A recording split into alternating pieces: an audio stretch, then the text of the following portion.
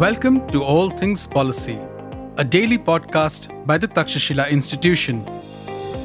We are a bunch of policy nerds based in Bengaluru, and we like bringing fresh perspectives to Indian affairs and Indian perspectives to global affairs. So grab a cup of coffee, sit back, and join us for today's chat. Hello and welcome to today's episode of All Things Policy. I'm Anvesha and I'll be your host for this episode. Recently, the Department of Food and Public Distribution released the Draft Sugarcane Control Order 2026, which seeks to incorporate sugarcane as a strategic industrial biomass. My colleagues Anushree Suresh, Sarthak Pradhan and Shambhavi Nayak from the Takshashila Institution recently submitted comments and policy recommendations to the department. Today, I'm joined by Anushree Suresh, Research Associate for the Geoeconomics Program at Takshashila, to discuss this order and what it means for the growing bioeconomy in India. Thank you, Anushree, for joining me.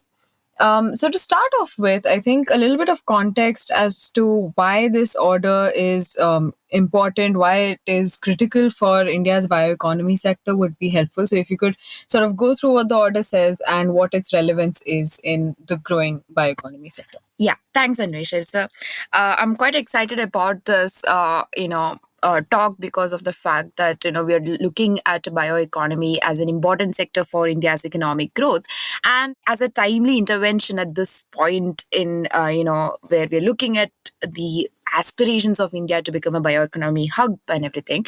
The Department of Food and Public Distribution's initiative to review and revamp the Sugarcane Control Order of 1996 is I think it has to be appreciated from that lens really a lot. And so beyond food grains, they look at the sugarcane as an industrial biomass. It has a lot of industrial applications. That are multi-stream, ranging from solar to biomass engines and all those things. And this order kind of acknowledges that potential.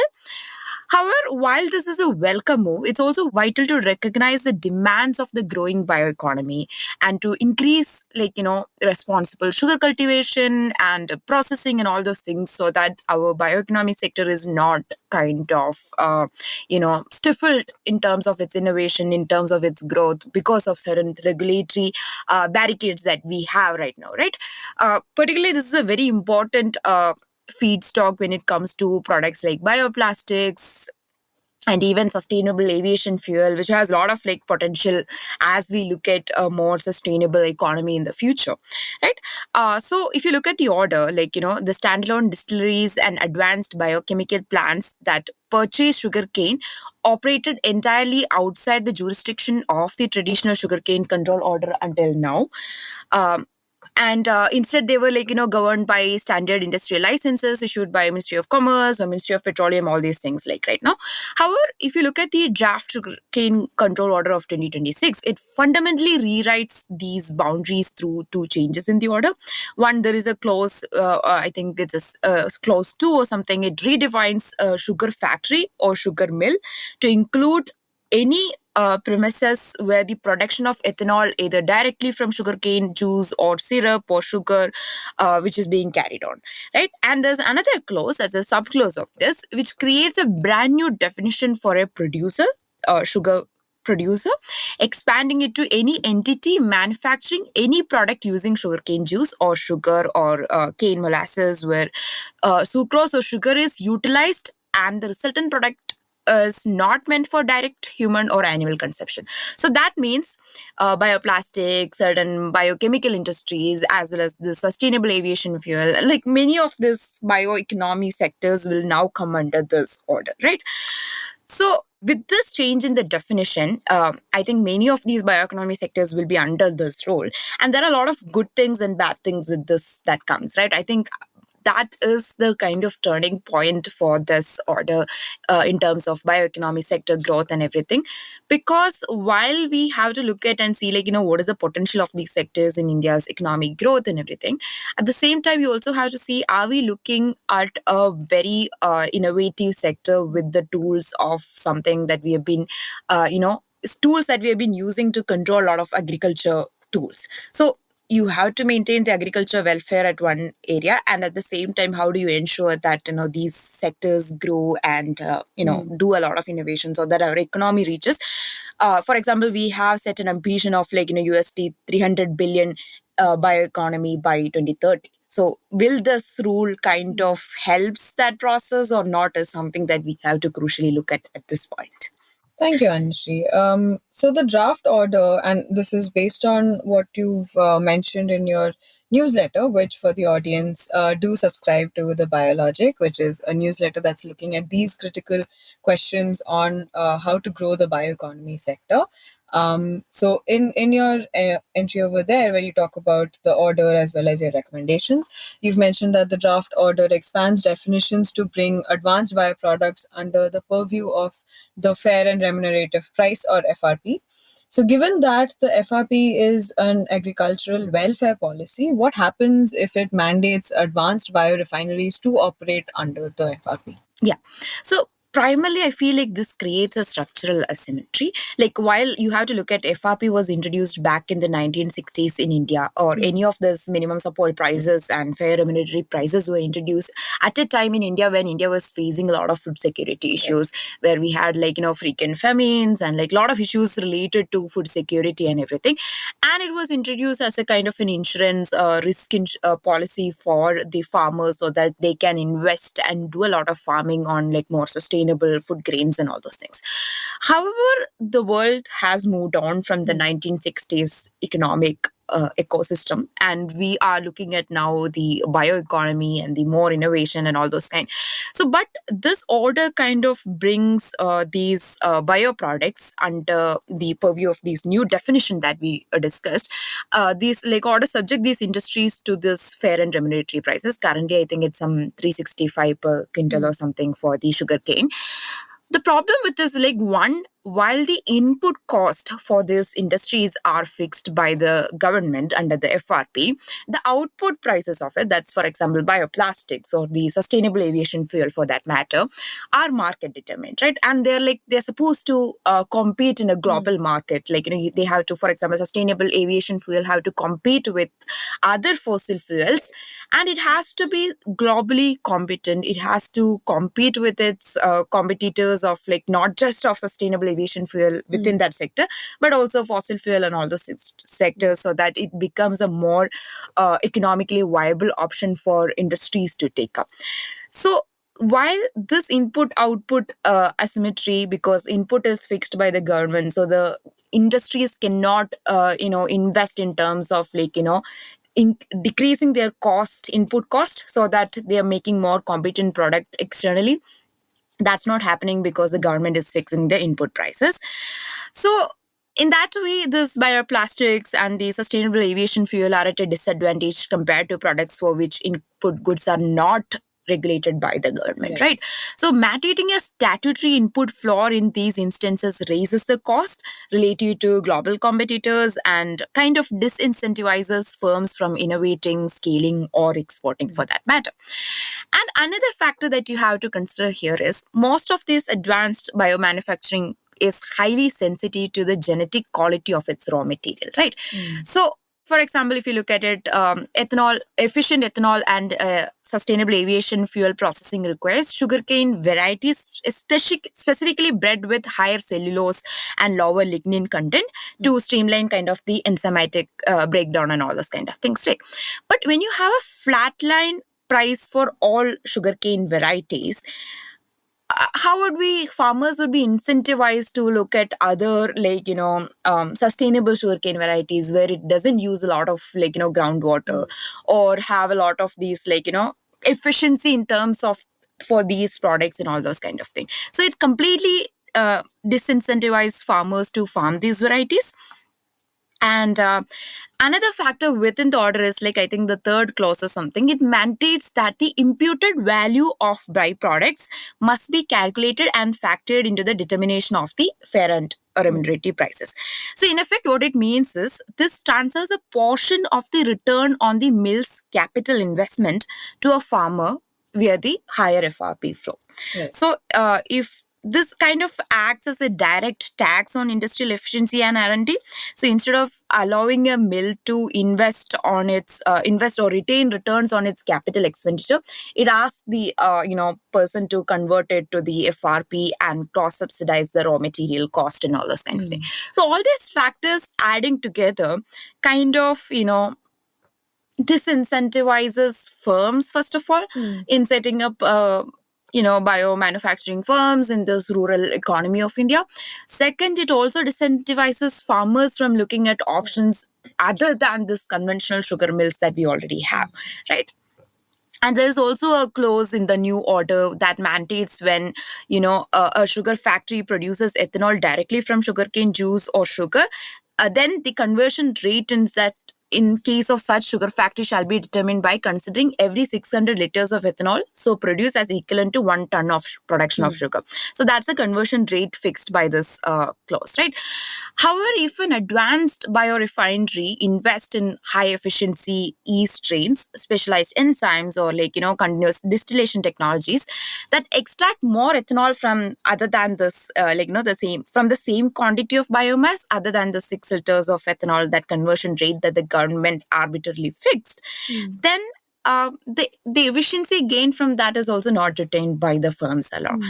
So because the regulatory framework divides their total volume by the 600 liter coefficient, improved extraction kind of artificially spikes the calculated recovery rate. So again, they have to pay higher FRP and all those kind of thing. So that's, I think, overall this FRP thing, the fair and remunerative prices, while it's a good tool to protect farmers and everything, we do acknowledge that. But on the other hand, by bringing this bioeconomy sectors under the same purview of this agriculture welfare tool, kind of distorts the market and reduce their competitiveness when it comes globally and in terms of export and everything. Right. So that kind of stifles their innovation, their growth, their opportunity to scale up, all those things. Yeah. So beyond FRP, what are the other provisions in the order that need a revisit to provide this ecosystem to enable bioeconomic growth? Yeah, I think one important rule that we have to look at along with FRP is there's a clause that if implemented, the minimum distance of 25 kilometer radius between two sugar mills, along with the reserved area rule where kind of it raises a barrier to free market competition. In the sense I think clause 6A or something, it states that no new sugar factory shall be set up within a radius of 25 kilometers of any existing sugar factory or another new sugar factory in a state or two. And there is also other clause that grants the power to the government to determine a reserved area where sugarcane is grown for a sugar factory. So if this clause are notified, then this will lead to a legally protected spatial monopoly to an existing mill over the sugarcane grown within its 25 kilometer circle. Right. So this basically kind of guarantees the mills, even if they are really inefficient and use outdated extraction technologies, they the government kind of guarantees a captive supply of raw materials from the local farmers. So those farmers will not be able to sell anywhere else, and those mills also have to buy it from them. They cannot get it from anywhere else if the clause is activated. It only gives the power to the government, but however, it's up to the local bodies or someone to kind of determine that and do it. It has two problems again, right? One, the farmers will not be able to sell anywhere, which gives them a higher margin.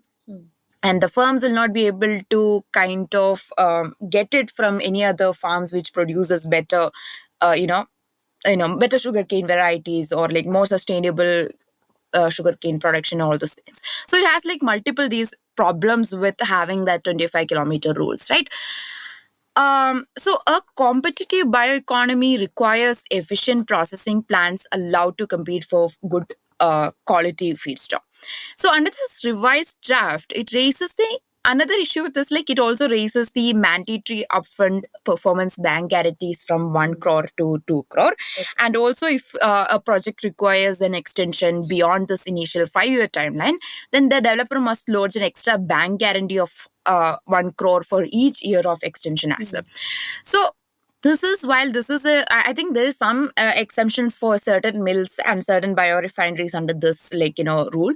However, like if you look at it, bioeconomy sectors are like, deep tech sectors, right? For that. And when you have this deep tech manufacturing, such as sustainable aviation fuel, they are inherently capital intensive with long pre-production gestation periods. So you're locking up 2 crores as a performance guarantee during this period kind of diverts the capital away from construction, engineering, raw material procurement, all those important aspects of biomanufacturing, right? And you have this mandatory capital lock-ins. It adds as a burden to existing issues that we already have in India's regulatory environment with you have to have environment clearance, land conversion, all like lot of issues that already that we have. It compounds to that regulatory hurdle that we have. And I think there's another clause that compounds the problem further. So if a developer runs out of a capital prior to the commencement of the project, of the commercial production, they cannot easily transfer the asset to a well-capitalized energy firm without facing asset forfeiture. So this creates a pipeline of frozen assets as well, right? This prevents market from self-correcting through acquisition and consolidation mechanism that functions effectively in industrial sectors worldwide, right? So that's main other issues that I feel like that kind of compounds the existing regulatory hurdles that we have in the sector. Thanks. I think we've covered a lot of the issues and concerns with this very specific sort of order in the industry. But now, as policy analysts, I'd like to come to your recommendations. What do you think needs to change? What do you think needs to, maybe new policies that need to come in, or revisiting, the FRP policy especially? What are your recommendations for this? Yeah. So before coming to FRP again, which is again very politically sensitive topic in India, first thing we have to look at is like the 25-kilometer radius issue that I've been talking about, right? So I feel like in the previous order, it was 15 kilometer. In the new order, it kind of extends to 25 kilometer. I think that should not be introduced at all. The order should reconsider that. And I think even the 15 kilometer earlier restriction should be also removed. So removal serves basically 3 objectives. One, first, it allows new industries which may be researching new technologies within the sugar industry to gain a foothold and spur competition. Second, this allows farmers to sell their biomass to whichever mill or biorefinery offers the best price, introducing genuine market competition into a sector dominated by spatial monopolies. Third, with the removal of this clause, the concerns related to spot hoarding kind of cease to exist. Because the other issue that we spoke of, the government lock-in guarantees the money that you have to keep as a lock-in, that exists because you want to avoid the spatial spot hoarding by firms that are not viable and all those things. By removing this spatial monopoly thing, you there is no need for that lock-ins at all. So that bank guarantees thing itself cease to exist. It doesn't serve a purpose. So the entire purpose of this, the spot hoarding in this sector also comes as an unintended consequence of the 25-kilometer rule. So by removing that, you solve these 2 issues altogether, right? So so this clauses of which mandates upfront 2 crore bank guarantees and escalating this 1 crore annual extension penalties, they were anyway introduced to prevent this issue. And I think that with the removal of this reserved area clause, the government does not have to block the non-viable projects by cash lock-ins. And factory can set up anywhere. Farmers are free to sell their biomass to whoever pays them well. So that allows free competition. And this will free up the capital that is crucial for deep tech startups and cooperative societies during vulnerable pre-production phases. So redirecting these funds into factory construction, engineering optimization, and raw material payments and all this. Now the most important part. Phasing out of fair and remunerative price as a policy option. So again, we have to keep in mind that FRP was introduced at a time India was facing severe chronic food deficit to function. And as a risk insurance, it was introduced against severe post-harvest price crashes.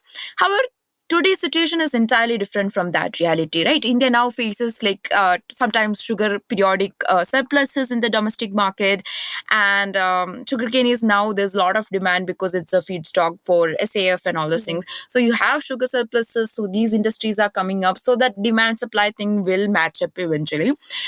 And so I think applying that 1960s framework is not apt for this sector, and that will definitely hinder India's bioeconomy aspirations. So if you look at it, FRP distorts the market, especially the bioeconomy market, in multiple ways, right? One, the price floors mask actual demand and supply, which should be signaling the market, leading to artificial gluts and shortages and all those things. Second, when the costs are fixed by the government, the private capital flees to less regulated spaces mostly, and they do not want to invest in the bioeconomy sectors because of that. And third, we already discussed this, uniform pricing for all sugarcane varieties disincentivize the farmers to cultivate specialized non-food industrial crop strains that are required for the specific industrial applications. So, given the political economy of the sugar sector, the outright removal of the FRP might be difficult to consider, right? So we have to look at what is the best option. One, we can see that remove this FRP thing based on the innovation in the bioeconomy sector that we discussed, this that 600 conversion metrics and the that imputed value clause and everything. If they remove that, it allows at least the innovation to happen. You continue to have FRP. Then at a later stage, maybe 2-3 years in times or something, we can set up a committee. Government can set up a committee and see based on a lot of factors such as market concentration, farmer income data, and processing efficiency. Maybe remove 50% of this biorefineries and biofirms who kind of use these biomass into non-food applications, sustainable aviation fuel, bioplastics, all those things. So you can use remove them from the purview of the FRP in the another 2 years or 3 years. You fix a timeline, fix a sunset clause, and remove them based on these applications. So in a way that eventually you can isolate capital intensive investment from rigid agriculture price controls and allow them to thrive while preserving FRP for maybe traditional sugar mills in India, right? So that you ensure some kind of protection to farmers, but at the same time leave the new innovating sectors away from the purview of FRP. So that's something that we can think of. I think this phased exemption would produce three consequential effects.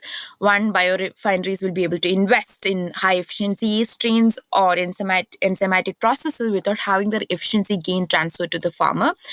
Second, farmers would face genuine price signals, incentivizing the cultivation of higher value industrial cane varieties and getting raising per hectare returns over time. And I think overall India's bioeconomy sector would be positioned to compete internationally on input cost terms in moving sugarcane policy from an agricultural welfare instrument to an industrial development enabler. Yeah. Thank you so much, Anushree. I think that was a very comprehensive overview of this industry and the order itself, and what sort of policy changes need to be made. It was very interesting for me, and for the audience, I'd encourage you all again to look at The Biologic, which is the newsletter by Anushree, where she talks about all of these issues around how we can develop our bioeconomy bioeconomy sector. And with that, we will see you at the next episode. Thank you. Thank you. If you liked our show, dive into Takshashila's research on technology, strategy, and economic affairs. Check us out at our Twitter handle @Takshashila INST or our website takshashila.org.in.